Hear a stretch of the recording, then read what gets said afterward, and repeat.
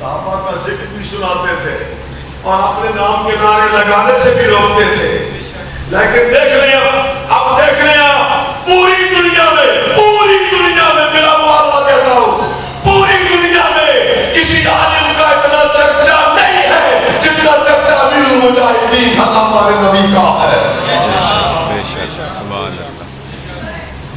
مٹنے والوں کا نشان مٹتا نہیں، مٹتے مٹتے نام ہو ہی جائے گا،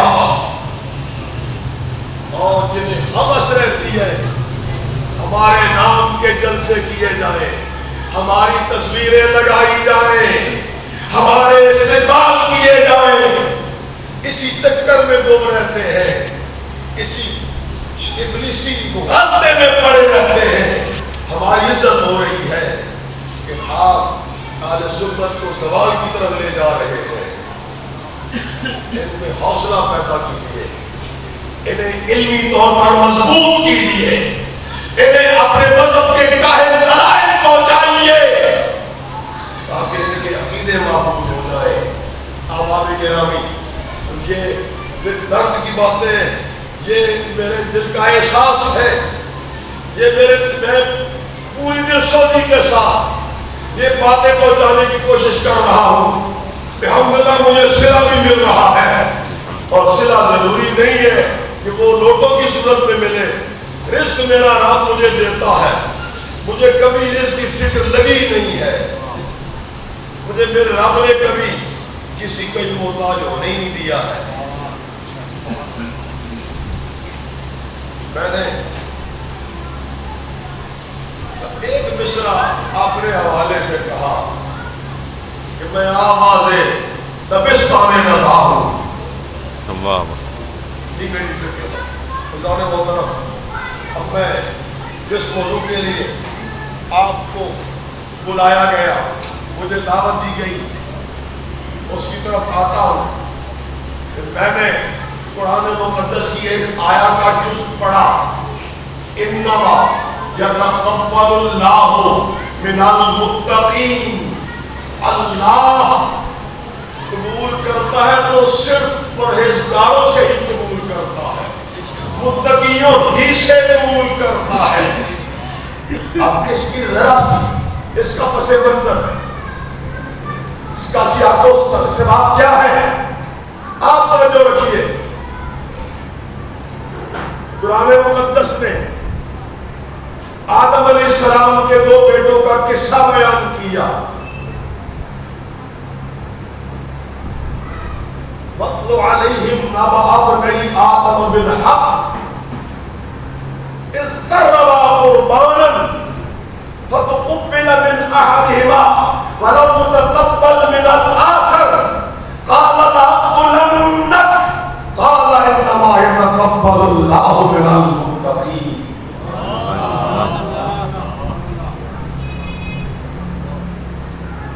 حضرت قابیل علیہ السلام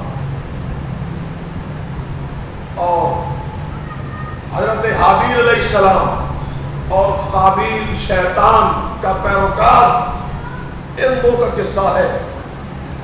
دونوں بھائی ہیں، آدم علیہ السلام کے بیٹے ہیں، دونوں رب کے حضور صدقہ پیش کرتے ہیں، قربانی پیش کرتے ہیں۔ اس قربا قربان رب کے لیے صدقہ پیش کیا۔ اس دور میں ان شریعتوں نے، وہ کوئی کھا نہیں سکتا تھا قربانیاں، وہ قربانی پیش کرتے، پہاڑ پہ رکھ دیتے، آسمان سے آگ اترتی، جو قربانی قبول ہوتی اس کو جلا کے ختم کر دیتی، جو رد ہوتی وہ پڑی رہ جاتی۔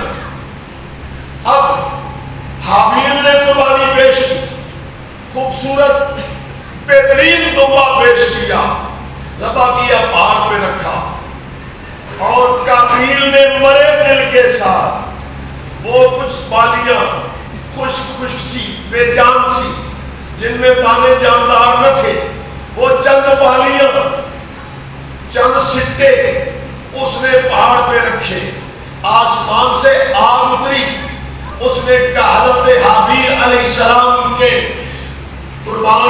رتبے کو جلا دیا، یعنی قبول ہو گیا، کابیل کا صدقہ وہی پڑا رہ گیا۔ کابیل کو بڑا غصہ آیا، اس نے کہا تھا اقتلنک، حسد کا مارا، کہ میں تجھے ضرور قتل کروں گا۔ آپ مجھ پہ کیوں خفا ہوتے ہو؟ میں نے کیا کیا ہے؟ لڑائی لڑنی ہے تو رب سے لڑو، انما یتقبل اللہ من المتقین، اللہ قبول کرتا ہے تو متقیوں سے قبول کرتا ہے، ناپرہیزگاروں سے تو اللہ لیتا ہی نہیں ہے، بدکاروں سے تو اللہ لیتا ہی نہیں ہے۔ اب اللہ کا فضل ہے محمد رسول اللہ صلی اللہ علیہ وسلم، جسے قبول کرے محمد اسے قبول کر لیا اللہ نے، جسے رد کر دیا محمد رسول اللہ نے اسے رد کر دیا اللہ نے۔ واہ واہ عشاء۔ اب عثمان بن عفان رضی اللہ ہدیہ پیش کرتے ہیں اللہ کے نبی کی بارگاہ میں، اسلام کے لشکر کے لیے ہدیہ پیش کرتے ہیں، 1000 دینار پیش کرتے ہیں۔ حضور ممبر شریف پر، جنگ تبوک کا موقع ہے، 30,000 کا لشکر ہے اور لمبا سفر ہے، شدید گرمیوں کا موسم ہے، صحرا کا سفر ہے اور رومیوں سے مقابلہ ہے۔ حضور ترغیب دے رہے ہیں، لشکر کے لیے امداد مانگ رہے ہیں۔ یہ وہی موقع ہے جس میں عمر اپنا آدھا مال لے کے آئے، ابو بکر اپنا کل اثاثہ لے کے آ گئے۔ سبحان اللہ۔ یہ موقع ہے، عثمان دینار پیش کرتے ہیں، حضور ترغیب دے رہے ہیں، عثمان اونٹوں کا اعلان کرتے ہیں، 100 کا، 200 کا، 300 کا، بالآخر 940 اونٹ، 940 اونٹ عثمان نے پیش کیے لشکر کے لیے، 940 اونٹ سبحان، اور 60 گھوڑے پیش کیے، 1000 کا عدد یوں پورا کر دیا۔ واہ واہ۔ وہ دینار بھی سرکار کی گود میں، اور یہ عثمان کا اعلان۔ سرکار اتنے خوش ہوئے، اتنے خوش ہوئے، اتنے خوش ہوئے کہ سرکار نے اعلان فرما دیا، مختار کل نے اعلان فرما دیا، مالک جنت و کوثر نے اعلان کیا، آج کے بعد عثمان کو عثمان کا کوئی عمل نقصان نہیں پہنچائے گا۔ سبحان اللہ۔ عثمان ہے، عثمان ہے، عثمان ہے، عثمان ہے، جامع القرآن ہے، عثمان ہے، عثمان ہے، ہر صحابی نبی جنتی جنتی، ہر صحابی نبی جنتی جنتی، ہر صحابی نبی جنتی جنتی۔ بعد عثمان ما فعل بعد هذا، آج کے بعد عثمان کو اس کا کوئی عمل نقصان نہیں پہنچائے گا۔ اب اس کا ثمرہ کیا ہے؟ توجہ فرمائیے، نبی غیب نام کہہ رہے ہیں، نبی غیب نام یہ اعلان کر رہے ہیں، تو کیا نبی پاک صلی اللہ علیہ وآلہ وسلم نے عثمان کو غلط کاموں کی اجازت دے دی؟ یہ تو محال ہے، امکان میں نہیں کہ اللہ کا نبی کسی کو غلط کام کی اجازت دے، کہ اللہ کے نبی کا یہ کہنا آج کے بعد عثمان کو اس کا کوئی عمل نقصان نہیں پہنچائے گا۔ الفاظ دیگر حضور نے کہہ دیا، عثمان جو چاہو کرو، تمہارا کوئی کچھ بھی بگاڑ نہ سکے گا۔ سبحان اللہ، سبحان اللہ۔ جو مرضی نہ کرو، کچھ نہیں بگڑے گا تمہارا۔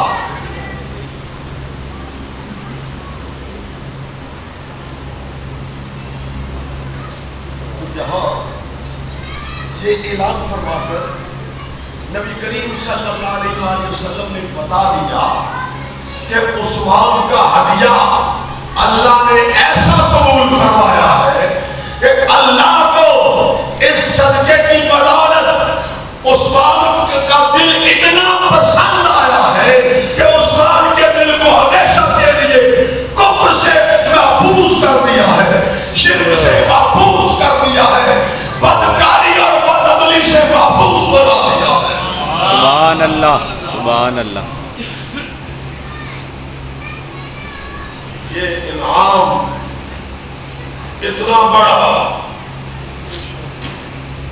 اب یہ حدیث مبارکہ یہ مضمون کئی انداز میں وارد ہوا ہے کہ حضور صلی اللہ علیہ وسلم نے جبل احد پہ فرمایا اسقط احد فإنما علیک نبی و صدیق و شہیدان، عثمان کا شہید ہونا بیان کر دیا۔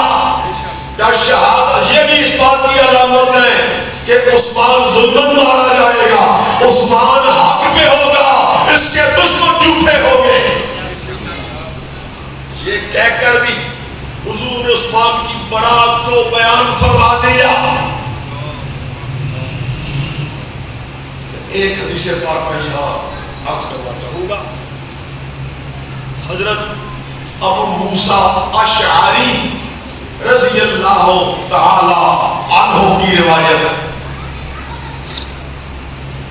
ابو موسیٰ فرماتے ہیں ایک دن میرے دل میں یہ خیال آیا کہ آج کا دن میں سرکار کے قدموں میں بسر کروں اور کوئی اور کام نہ کروں، کہیں اور میں جاؤں، بس حضور کے ساتھ لگا رہا ہوں۔ یہ جذبہ دل میں لیے میں اپنے گھر سے چلا، میں مسجد نبوی میں پہنچا، میں نے پوچھا، بتایا کہ سرکار سے تشریف لے گئے۔ میں سرکار کے پیچھے چلتا ہوا پہنچا تو حضور کو میں نے میرے انیس کے کنارے پایا۔ میرے انیس قباء شریف کے قریب متصل ہوا ہے۔ فرماتے ہیں اس سرکار میں آپ نے رفع حاجت فرمائی، پھر سرکار نے وضو فرمایا، پھر آپ سرکار اس کنویں کے کنارے پہ آئے۔ سرکار کنارے پہ آئے، آپ نے یوں چادر شریف کو اوپر کھینچا، مبارک پنڈلیاں ننگی کی اور سرکار کنویں کی منڈیر پہ بیٹھے، پاؤں کنویں کے اندر لٹکا دیے۔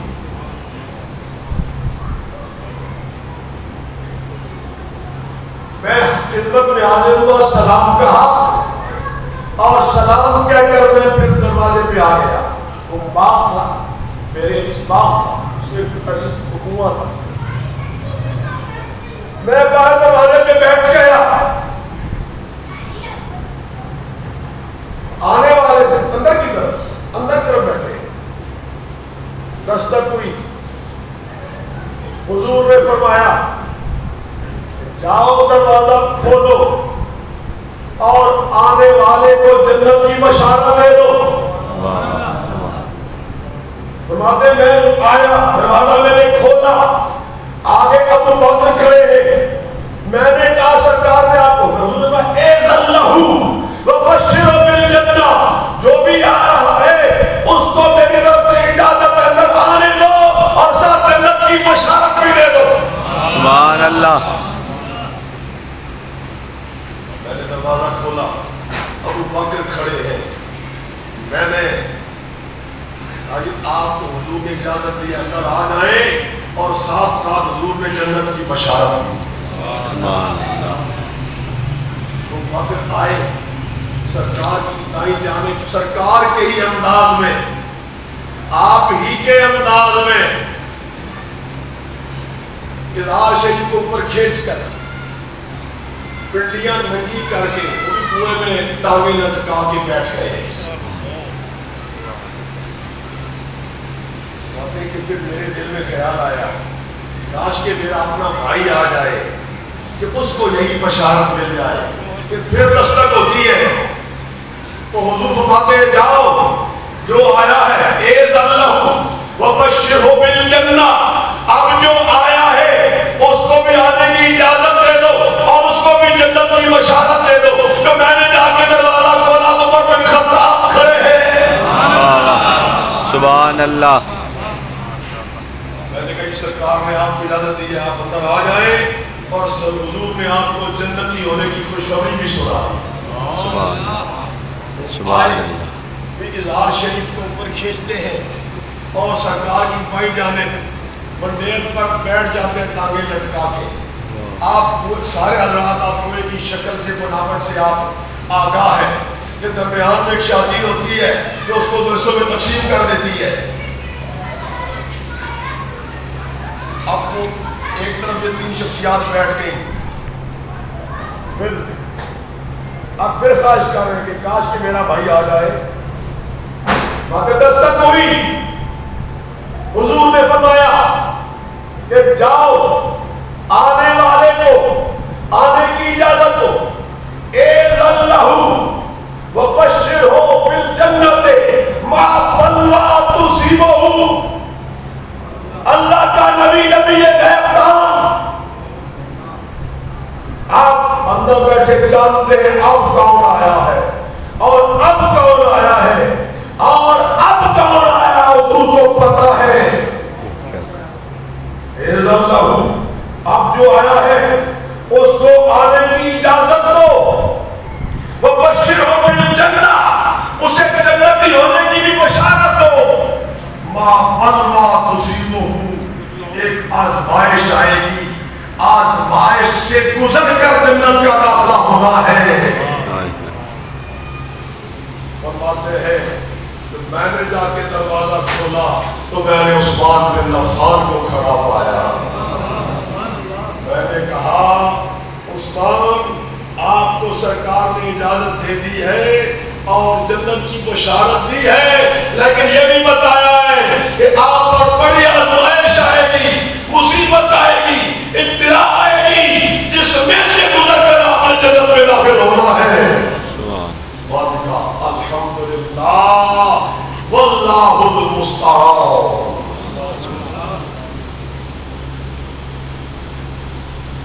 اب یہ انداز دیکھیں ذرا. ادھر حضرت حابیل، وہ قابیل کہتا ہے لأقتلنک، میں تجھے قتل کروں گا. لئن بسطت الی یدک لتقتلنی ما انا بباسط یدی الیک لأقتلک انی اخاف اللہ رب العالمین.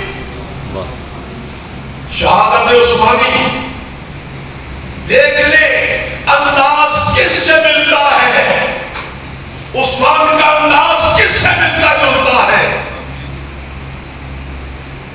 حابیل بھی صدقہ کرنے والے ہیں اور اپنی حفاظت کے لیے ہاتھ نہیں اٹھاتے. عثمان بھی صدقے کرنے والے ہیں اور اپنی حفاظت کے لیے ہاتھ نہیں اٹھاتے. حابیل کے ساتھ مشابہت، ایک اور بھی مشابہت ہے. بتا دیا گیا اے اسماعیل اللہ نے آپ کو ذبح کرنے کا حکم دیا ہے. یا ابت افعل ما تؤمر ستجدنی ان شاء اللہ من الصابرین. سبحان اللہ. سبحان اللہ. جان آپ کیجئے وہ کام جس کا آپ کو حکم دیا گیا ہے، انشاءاللہ آپ مجھے صابر پائیں گے. یہ انداز عثمان بن عفان کا ہے، جو انداز اسماعیل علیہ السلام کا ہے وہ عثمان بن عفان کا ہے، جو حضرت حابیل کا ہے وہ جناب عثمان کا ہے. صبر کے ساتھ بشارتوں پر یقین کامل رکھے ہوئے عثمان جان دینے کے لیے تیار ہے. یہ ہے عثمان بن عفان رضی اللہ تعالیٰ عنہ کا طریقہ، آپ کی روش. احباب گرامی، حضور نے یہاں بھی بتا دیا کہ عثمان نے شہید ہونا ہے. اور نے بتا دیا عثمان نے شہید ہونا ہے. پھر فرمایا جیش اسرت کی مدد کون کرے گا؟ بدلے میں بخشش ہے. عثمان نے مدد کی, بخشش لے لی. میں کہوں نا جو میرے نما خریدے اور بدلے میں جنت دے لے. عثمان نے میرے نما خرید کے وقت کیا اور جنت خرید لی. واہ واہ سبحان اللہ. ابھی جس کا حوالہ مولانا نے دیا کہ وہ 100 اونٹوں کا جو قافلہ آیا ہے قید کے دور میں مصر سے غلہ لے کے, لوگ منہ مانگے دام دینے کو تیار ہے. نہیں, میرا سودا تو کسی اور خریدار کے ساتھ ہو چکا ہے. ہمارے سوا کون ہے اتنا منافع جو آپ منافع دے سکے؟ ہم سے زیادہ ریٹ لگانے والا کون؟ فرمایا میں نے اپنے رب کے نام پر یہ سارا غلہ آل مدینہ پہ صدقہ کر دیا ہے. میرے رب کا یہ وعدہ ہے من جاء بالحسنۃ فلہ عشر امثالھا. اب یہ صدقے عثمان کر رہے ہیں, حضور قبول فرما رہے ہیں. جو حابیل کے صدقے کو آگ نے جلایا, قبولیت کی علامت ہو گئی. آسمان سے آگ اتری, حابیل کی قربانی کو اس آگ نے جلایا, قبولیت کی نشانی ہو گئی. ارے جس کے صدقے کو رسول اللہ قبول کرے اس کی قبولیت کی سے بڑی نشانی کون سی ہوگی؟ واہ واہ سبحان اللہ.